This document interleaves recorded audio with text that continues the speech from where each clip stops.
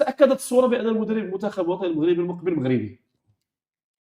انا كنظن النسبه ديال 90 حتى 99% طارق سكيتيو على حساب هو طرح الكلمه ديال طارق مع اخر وهبي. المستجدات. وهبي مع اي مدرب كان غيكون وهبي في الصاف ديال المنتخب الوطني، غير المدرب اللي كان شكون هو، لان لو كان مدرب اخر غيكون وهبي، مي ما كانش غيكون طارق سكيتيوي. مي ملي ما كاينش مدرب اخر كنظن طارق سكيتيوي وغيكون معاه وهبي، واطار وطني اخر شكون هو باقي ما عرفناش. المهم دونك كنظن هذا هو الطرح، وغيمشيو في نفس التفصيل بانهم يشرفوا على المنتخبات الوطنيه من المنتخب الرديف الى المنتخب الاولمبي، ويكونوا هذاك تكون تقريبا واحد بحال كتقول 60 70 لاعب اللي كدور اوتور حتى اليو 21 تقريبا، كلهم عندهم علاقه بين سكيتيوي ووهبي والطاقم ديال المنتخب الوطني المغربي. دي الفكره المقبله اللي غتكون بالنسبه للسنوات المقبله. سي امين لحد الان لا شيء رسمي، لا شيء رسمي. لا الكراكي ما بقاش، لا الكراكي ما كاين. نقول لك بان خدام على الوحده ونص غادي يتقدم كيفاش صيغه الانفصال على الكراكي، لكن واش غيخرجوا التقارير اللي كاينه؟ اتمناهم يخرجوا، لان اللي عرفت من المصادر بان تجمعات تقارير ديال جميع اللاعبين بدقه، طلبت تقارير من اطباء الفرق ديالهم اللاعبين المصابين بالمقارنه مع تقرير الطبيب المنتخب الوطني المغربي. ولكن ما يقدروش يخرجوا هاد التقارير، ودابا هذا هو المهني ما يقدروش يخرجوا. علاش ما يخرجوش؟ لا ما يقدروش يخرجوا، هذا ما بقاش سير مهني، هذا اخبار.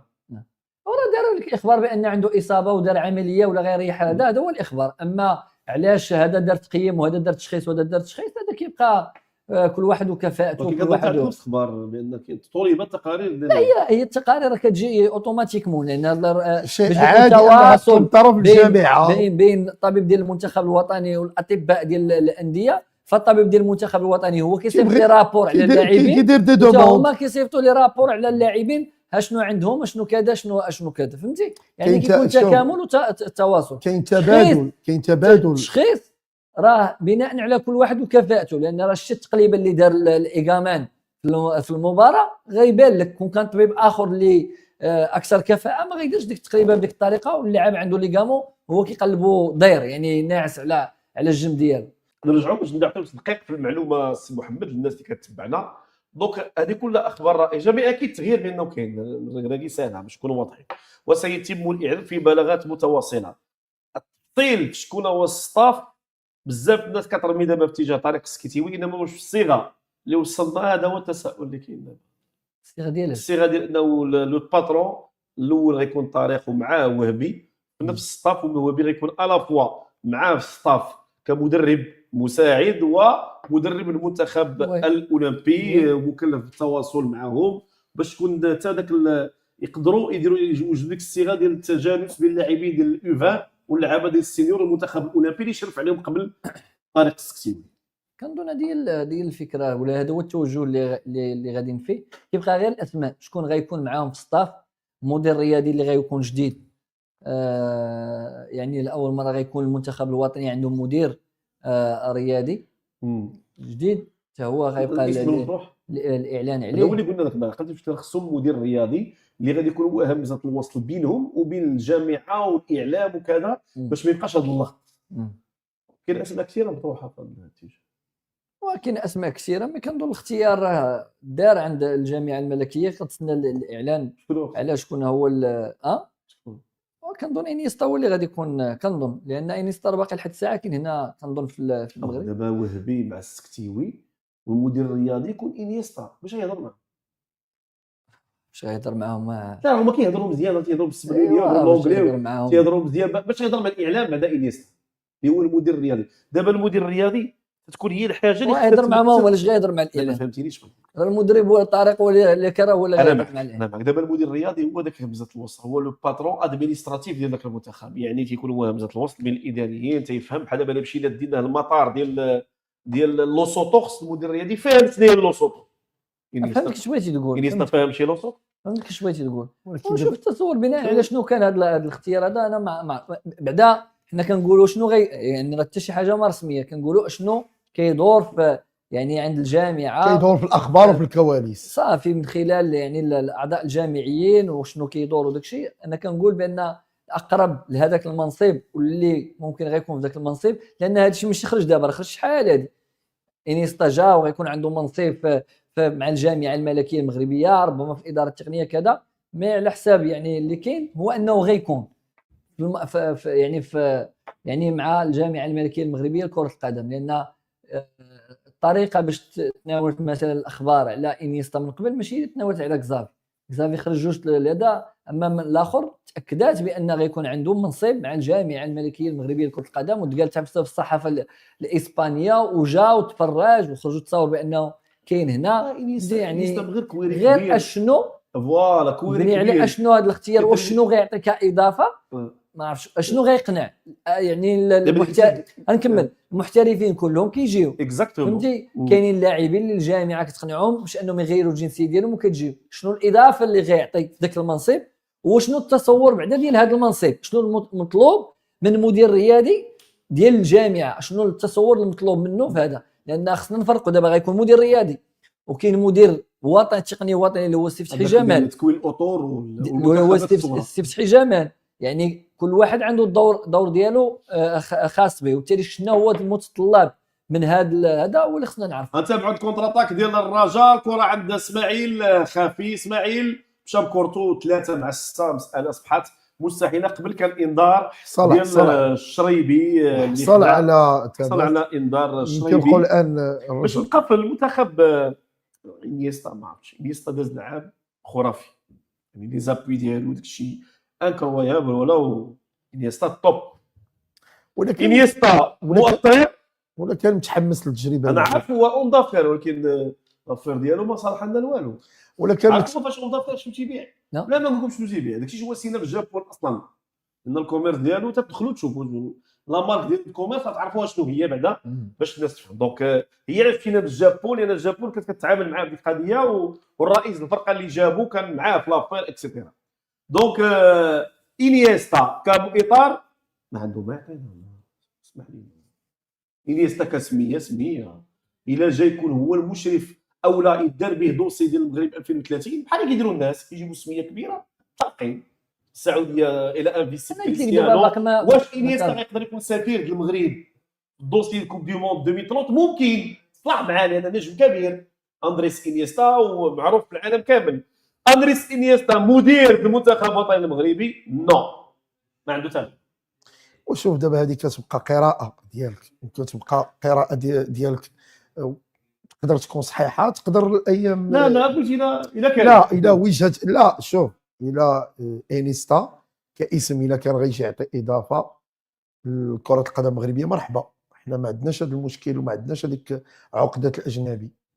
مادام اليوم كاين اتفاق وشبه اجماع بانه الاطر المغربيه لما شرفات على المنتخبات الوطنيه استطاعت باش انها تحقق انجازات اللي ما حققوهاش اسماء كبار ديال المدربين، والدليل بالارقام.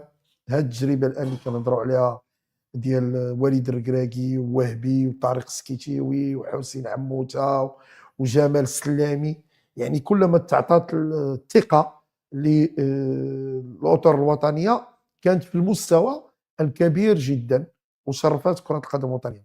اليوم الى الجامعه الملكيه المغربيه كما قلت لي كاين عندها بزاف لي فولي، يعني كاين بزاف لي كرينو اللي خدامه فيهم، من بينهم كاس العالم 2030. الان عطيتي انت قراءه ربما تقدر تكون وارده، هو انه يكون سفير فوق ممكن سفير فوق العاده، ولكن ماشي ضروري تعطيه منصب.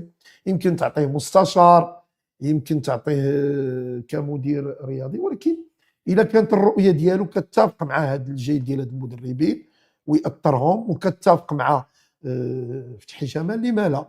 حنا كما قلت لك راه يمكن انه الان غادي ناخذوه بارتياح كبير الى تم تعيين سكيتيوي ووهبي، لانه كان اجماع هما الاقرب هما لا كاين اجماع اتفاق ما بين الصحافه وما بين العامه، هو انه هادو هما المدربين الاكثر تداول.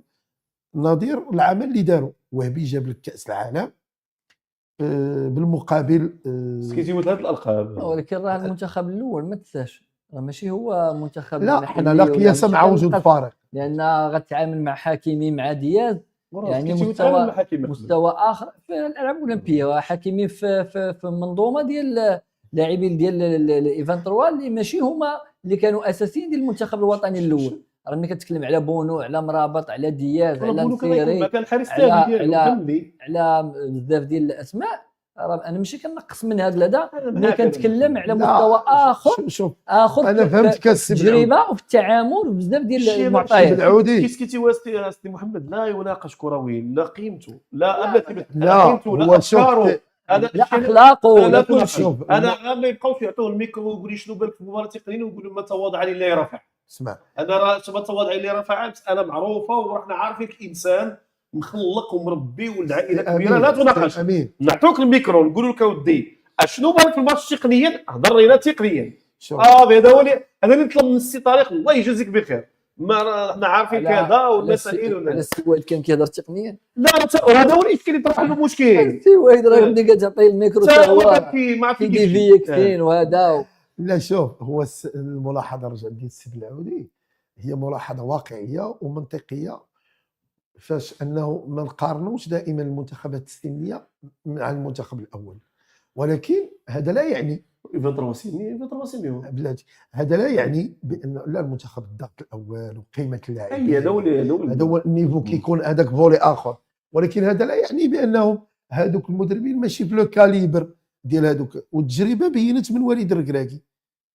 الى قارنا السيفي اللي كان ديال وليد الركراكي مع السيفي ديال المدربين انذاك اللي حطوا في 2022 بعد رحيل ديال او اقاله واحد، يعني لا علاقه، يعني بلا علاقه بكل ما كتحمل الكلمه بمعنى. وكان هذا التحدي وكانت فعلا هذيك النيه وتبتات الظروف، وهذه خصنا هذه اون باز دوني نلتجئوا لها ما حدها الان عاطيانا واكلين بها الخبز كما كنقولوا. لما جبتي مدرب تقتي فيه فالوريزيتيه عطاك الاكل ديالو، لما لا علاش ما يكونش وهبي وعلاش ما يكونش يكونوا نيت في 2026. وكان الا كانت نتائج مزيانه في 2026 انا التقييم ديالي الشخصي الا وصلونا الدومي فينال انا غندير، حنا اليوم نديروا كمكتب جامعي سنعين الى انه هاد المدربين وهاد الشباب وصلونا النصف نهائي ديال كاس العالم 2026 وحافظوا على هذا الانجاز. علاش ما يمشيوش 2030؟ واذا كنا 2030 راه الفئه السنيه الصغيره ديال يو 14 ولا 15 راه غادي تكون. التصور صعب الصمد يناقش. علاش؟ لان ما عندكش والو 1% من الضمانات تعرف شنو هو المسار ديال اللاعب. عندك شكون هو دابا بايرن اللي في الوداد، واش هو كان لاعب متالق ولا ما كانش لاعب متالق؟ بايرن كان لاعب ممتاز، ولكن ولا دابا السويفي ولا السويفي سي امين ولاو لي زاكاديمي دابا بايرن نورمالمون اش كان خصو يدير مورا الفرقه اللي هو في ايطاليا؟ كان خصو اليوم يكون غالاتا سراي ولا فهذا. جا الوداد فرقه كبيره ولكن لا توازي الانتقال مثلا ديال ستيل لافون سونتر اللي هو زابيري اللي مشى لغين، يعني مشى باش يزيد يمشي لاوروبا. باير دابا رجع خطوه للمغرب، دونك تطور اللاعب ما تقدرش تحكم فيه. هذاك باعوه اللي كان احسن مدافع راه باقي في دوزيام ديفيزيون في هولندا ما تزعزعش. الاخر باقي في بلجيكا وما تيلعبش اللي كان كيلعب حدا باير. الصديق باقي في الاتحاد التركي. دونك لي دو اللي تزعزعوا ما ديجا مشى رجع تيتولير في فرقته، وزابيري دار ترونسفير مشى للغين، وجيسيم مشى لستراسبورغ. لا فهمني دابا لا بروغريسيون ديال جوور دا ريان افوار افيك لاج، دا افوار افيك لو طرافاي فاكتويل ديال شخصيه اللاعب. انت باش تعرفوا بان اصحاب 2026 هما اللي خصو يكونوا 2030 لا يكون 2026 اللي خصو يكون هو المزيان في وقته. لا هذا وانا جايك، انا ما مرتبطش باعوف، ما مرتبطش بايا. انا عندي واحد القاعده موسعه، غير انا لو ساتور ديال الفرقه. انا ماشي كنقول لك انه هادوك راه يقدر حتى داك الزبيري ومع ما يكونوش، ولكن انا كنقول لك هذه الفئه السنيه غادي ناخذوا احسن ما كاين، واللي يبقى محافظ على المسار ديالو